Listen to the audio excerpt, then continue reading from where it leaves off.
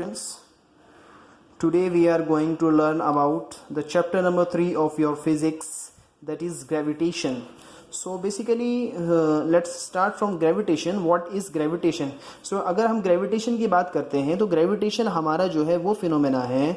Gravitation is basically an force of attraction. हमारे पास अगर हम कोई भी बॉडी लें पूरे यूनिवर्स में, अगर हम पूरे यूनिवर्स में कोई भी दो बॉडी लेते हैं और उनके बीच का जो फोर्स ऑफ अट्रैक्शन है, that particular force of attraction is known as gravitation. एक बार फिर सुनिए ध्यान से. ग्रेविटेशन जो है हमारा, अगर हमारे पास दो बॉडी है, दो ऑब्जेक्ट्स लें और उन दो बॉडीज के बीच का, उन दो ऑब्जेक्ट्स के बीच का जितना भी फोर्स ऑफ अट्रैक्शन है, that particular force of attraction is known as gravitation. तो इसको हम बोलते हैं ग्रेविटेशन.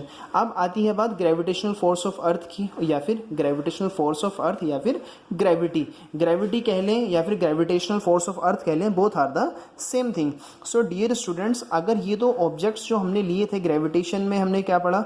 ग्रेविटेशन जो है हमारा इस force of attraction between any two bodies. और अगर इन दो बॉडीज में एक हमारे पास ऑब्जेक्ट है और दूसरा जो बॉडी है वो है हमारी अर्थ, तो ये जो अर्थ है इस ऑब्जेक्ट को अपनी तरफ पुल कर रही है, अपनी तरफ खींच रही है, अपने सेंटर की तरफ, towards its centre, then that particular force of attraction is known as gravitational force of earth, या फिर ग्रेविटी ऑफ द अर्थ.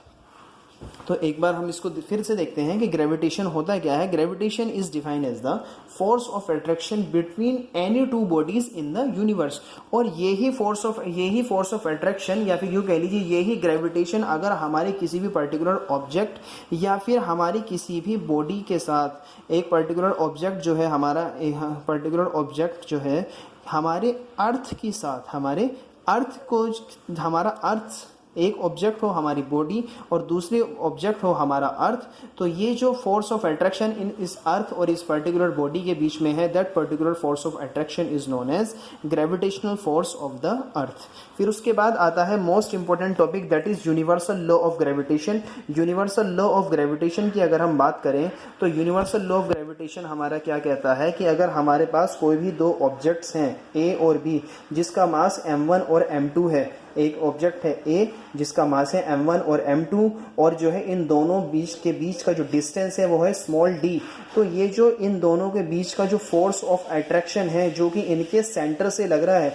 देखिए एक चीज़ का ध्यान रखिए चलिएगा, कोई भी हमारे पास दो ऑब्जेक्ट हैं, कोई भी दो ऑब्जेक्ट हैं, ग्रेविटेशन फोर्स जो लगता है, ग्रेविटेशनल फोर्स ऑफ अर्थ या फिर ग्रेविटी ऑफ अर्थ जो लगता है, या फिर पर्टिकुलर जो नॉर्मल ग्रेविटेशन जो होता है वो लगता है हमारा कि दो जो ऑब्जेक्ट्स हैं उनके सेंटर से, कि दो ऑब्जेक्ट जो हमने लिए हैं उन दोनों के सेंटर से लगता है. तो लाइन जब भी हम ज्वाइन करेंगे दो ऑब्जेक्ट्स के बीच में फोर्स ऑफ अट्रैक्शन को शो करने के लिए, then we will draw from the very centre point of both the objects. तो यहाँ से हम जो है लाइन ड्रॉ करेंगे. क्यों? क्योंकि सेंटर से, और सेंटर से ही हमारा जो फोर्स ऑफ अट्रैक्शन लगता है एक दूसरी बॉडी पर.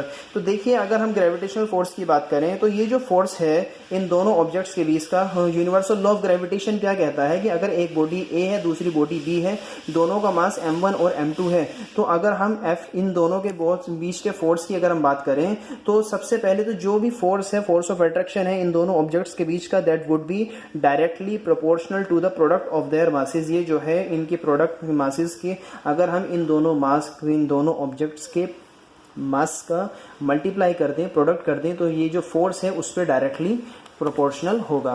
फिर उसके बाद बात करते हैं, अगर डिस्टेंस की बात करें तो डिस्टेंस के टर्म में ये क्या होगा? डिस्टेंस के टर्म में जो है ये फोर्स जो है इनवर्सली प्रोपोर्शनल होगा square of the distance between both the objects. That force would be inversely proportional to the square of the distance between the distance of the objects. तो अगर हम इन दोनों स्टेटमेंट्स की इक्वेशंस को अगर हम कंबाइन करते हैं, then what will be get on combining equations first and second, we will get f is directly proportional to m1 into m2 divided by d का स्क्वायर. और अगर हमें ये डायरेक्टली, ये जो हमें डायरेक्टली प्रोपोर्शनल का, प्रोपोर्शनैलिटी का साइन जो अगर हमें हटाना है, तो what will we do in that case? We will put a constant of proportionality that is capital G, और ये जो कैपिटल जी हमने यहाँ पे as a constant of proportionality लगाया है दैट इज 6.67 इंटू 10 की power minus 11 newton metre square पर किलोग्राम स्क्वायर। ये होता है हमारा यूनिवर्सल ग्रेविटेशनल कांस्टेंट। इसकी वैल्यू जो है फिक्स है, ये होता है कांस्टेंट वैल्यू 6.67 इंटू 10 की power minus 11 newton metre square पर किलोग्राम स्क्वायर। ये होता है हमारा यूनिवर्सल ग्रेविटेशनल कांस्टेंट। तो F जो है डायरेक्टली, अब देखिए अगर हमारे पास M1 और M2 ये जो दोनों ऑब्जेक्ट्स का जो मास है M1 और M2, अगर ये दोनों हो जाए यूनिटी बोलते हैं 1 को, अगर 1-1 किलोग्राम दोनों ऑब्जेक्ट हैं और दोनों के बीच का डिस्टेंस है वो कितना है 1 मीटर है, तो ये जो है हमारी फोर्स जो है वो कितनी हो जाएगी, F would be equal to capital G that is 6.67 into 10 की पावर माइनस 11 न्यूटन। तो फोर्स क्या हो जाएगी हमारी 6.67 इंटू 10 की पावर माइनस 11 न्यूटन। इसके बाद आता है हमारे पास, तो ये जो है हमारे पास अगर हम जो कैपिटल जी जो है हमारे पास यूनिट कांस्टेंट ऑफ प्रोपोर्शनैलिटी है, इसकी यूनिट की बात करें तो इसकी यूनिट होती है न्यूटन मीटर स्क्वायर पर किलोग्राम स्क्वायर। लेकिन अगर हम अपने फोर्स की बात करें तो फोर्स की जो हमारी ऐसा यूनिट है वो हमारी पहले वाली जो हम पहले पढ़ी है हमने चैप्टर नंबर 2 में फिजिक्स से, दैट इज न्यूटन, वो होती है हमारी न्यूटन। अब देखिए इंपॉर्टेंस क्या है यूनिवर्सल ऑफ ग्रेविटेशनल, ये जो हमारे पास जो है यूनिवर्सल लॉ ऑफ ग्रेविटेशन, इसकी इंपॉर्टेंस क्या है। देखिए हम जो है वी पीपल ह्यूमन बींग्स जितने भी हैं या फिर जितने भी जो है ह्यूमन बींग्स और non human beings that is animals as well as human beings जितने भी हैं वो जितने भी अर्थ पे हैं, इन सभी को जिसने अर्थ से पृथ्वी से बांध के रखा हुआ है जिस फोर्स ने, that is just because of universal law of gravitation और we can say just because of gravity की वजह से हम उससे फोर्स से बंधे हुए हैं। और जो मोशन है मून का, जो मून जो हमारे अर्थ के तरफ मोशन के चारों तरफ जो है चक्कर काटता है, that is just because of the universal law of gravitation, and motion of planets around the sun is also takes place just because of the universal law of gravitation. So dear students, here is the part, that's all about universal law of gravitation, and we will discuss more into our in the next video lecture. So till then, thank you.